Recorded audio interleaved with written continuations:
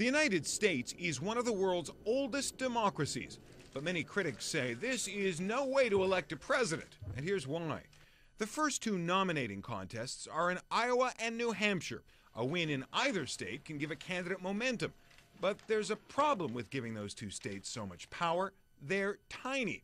According to the U.S. Census Bureau, Iowa is the 30th biggest state in the U.S. by population, New Hampshire, the 40th. Together, they make up less than 1.5% of the U.S. population, and yet they could decide the Republican nominee for president. Another criticism is the state's racial makeup. 94% of Iowa residents are white. New Hampshire is even whiter, more than 95% white. Those states don't reflect a country where fewer than 2/3 of citizens are white, but they still play a huge role in the process and give the winners a boost they can use in fundraising. Which is the next issue, money. Big-time rich corporation. That's Mitt Romney's opinion, and the U.S. Supreme Court agrees.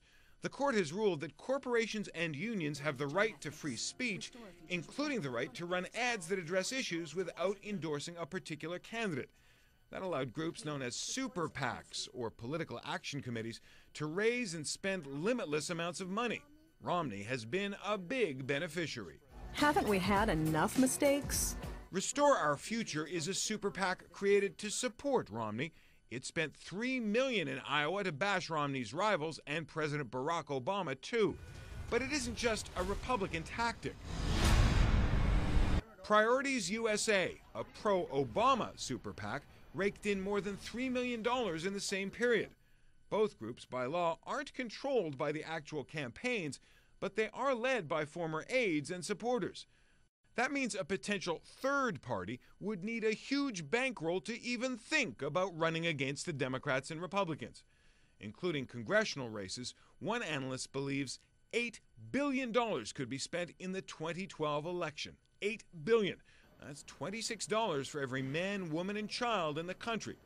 After all is said and done, an American candidate can win more votes than his or her opponent and still lose. It happened most recently in 2000, when Al Gore lost to George W. Bush despite winning 500,000 more votes. Gore can blame the Electoral College. The system designed by the Founding Fathers creates a winner-take-all race in each of the 50 states. Then those states cast votes for president regardless of the overall result.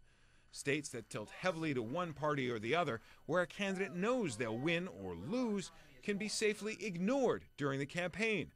A handful of swing states, like Ohio or Florida, will decide the election. Carry those two, and a candidate can start picking out the drapes for the Oval Office. Jonathan Mann, CNN, Atlanta.